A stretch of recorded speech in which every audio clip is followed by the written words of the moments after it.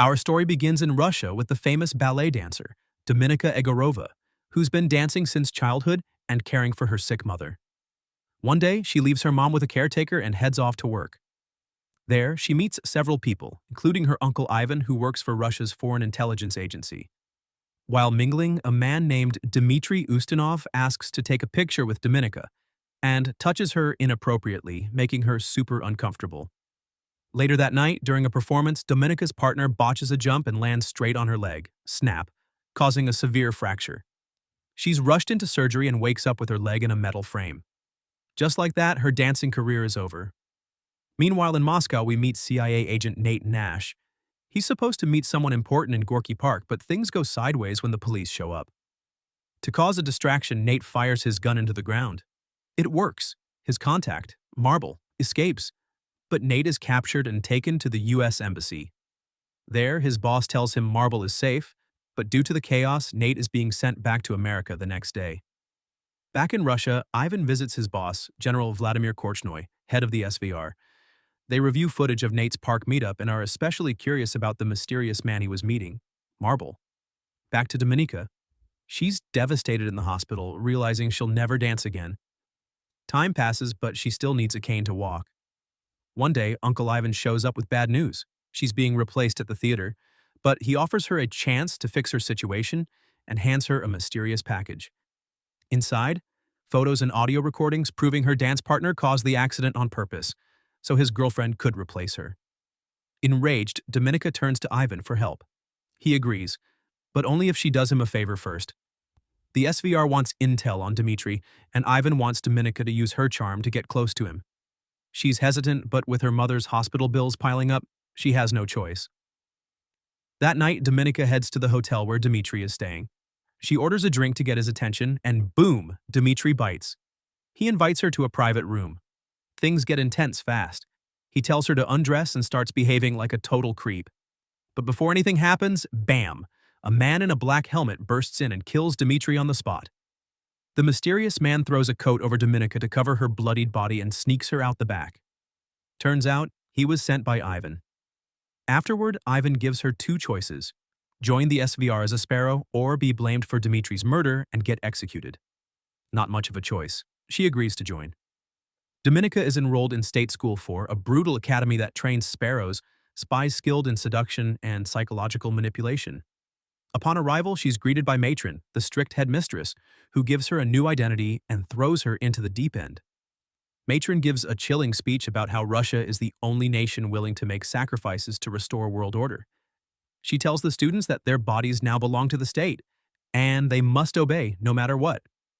Meanwhile, Nate meets with a CIA panel in the U.S.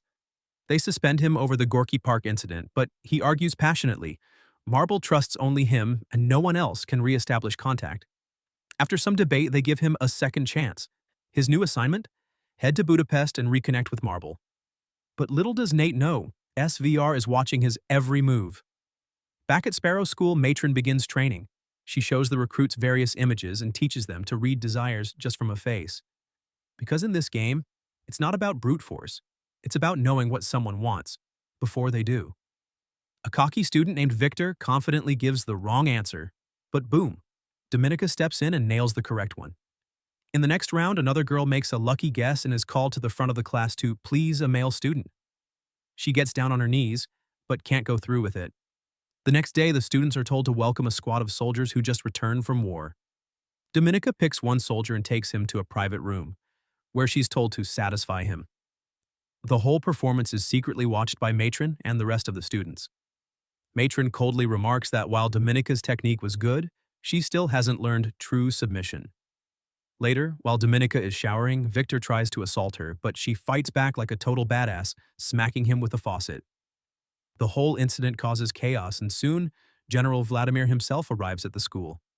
He questions Dominika's actions, and she calmly replies that she serves her country, not her fellow students. Matron asks what she truly wants, and Dominika answers in one word: power. Impressed, Vladimir assigns her a mission in Budapest to gain the trust of a CIA agent named Nate and uncover the identity of a secret mole known as Marble. Dominika accepts the mission and heads to Budapest, sharing a flat with fellow Sparrow, Marta, under the supervision of SVR Station Chief Maxim. She starts tailing Nate, finds out he frequents a swimming pool, and accidentally bumps into him, pretending to be a translator for the embassy. The next day, Dominika returns to the pool, but Nate's missing, and so is her ID. Turns out Nate already knows she's a Russian spy sent to uncover Marble's identity. He alerts his superior, who recognizes Dominika's skills and lets Nate get closer to her for intel. Dominika visits the embassy and sees Marta speaking with an American politician, Stephanie Boucher. Shortly after, Nate approaches her, admits he took her ID, and confronts her about her real mission.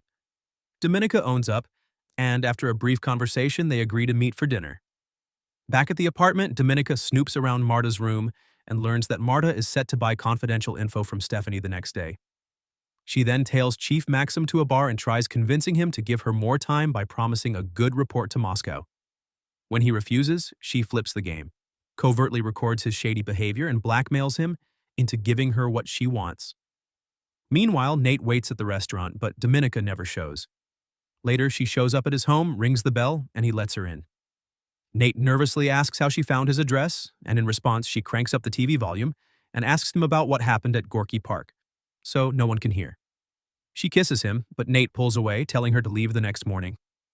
Later, Dominika unexpectedly runs into her uncle Ivan, who wants an update on her progress with Nate.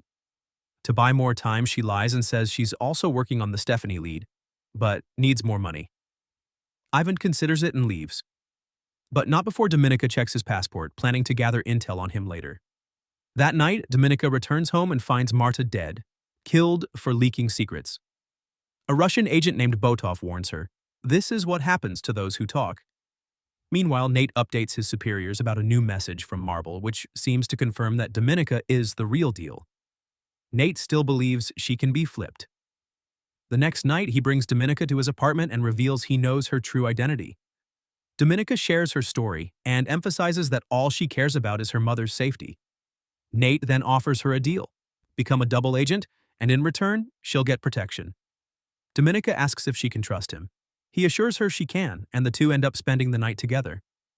Dominika later meets Nate's higher-ups and is put through a lie detector test to confirm her loyalty. She passes. Then she asks for money, claiming she can use it to buy intel directly from Stephanie Boucher. The next day, Dominika heads to London with Maxim to meet Stephanie and complete the secret exchange. They check into a hotel, and once Stephanie arrives, Dominika wastes no time. She approaches her and claims she was sent by Marta. Convinced, Stephanie agrees to hand over the intel. Dominika pretends to verify the disk but slickly swaps it with a fake one. But plot twist. Stephanie soon realizes she's being watched by American intelligence. In a panic, she throws the money in the trash and bolts, trying to cross the street, only to get hit by a truck. Instant death. The Russian agents, watching everything from a distance, immediately suspect the mission has been compromised. And worse, they think Dominika and Maxim might have tipped off the Americans. As punishment, both are ordered back to Moscow. Once they land, things go south fast. Ivan seizes the disc and has both Dominika and Maxim detained. Despite pleading innocence, they're brutally tortured for days. Maxim doesn't survive. Dominika, however, stays strong and refuses to confess to working with the Americans. Eventually, Ivan starts to believe her and allows her to return to Budapest. Back in action, Dominika reunites with Nate and spends a romantic evening with him at his apartment. But things take a deadly turn when an assassin named Korchnoi, aka the cleanup guy, shows up in the middle of the night.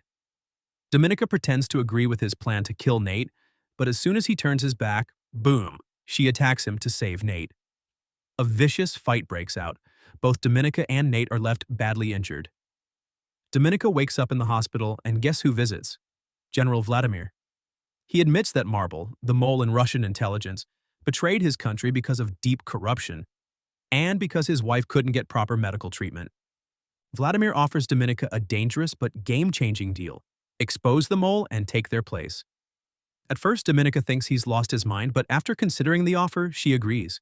She contacts the Russian ambassador and says she knows exactly who the mole is, but she'll only reveal it in exchange for her freedom. They agree to meet at the airport for the final deal. Nate tags along, heartbroken and feeling betrayed, thinking Dominika played him.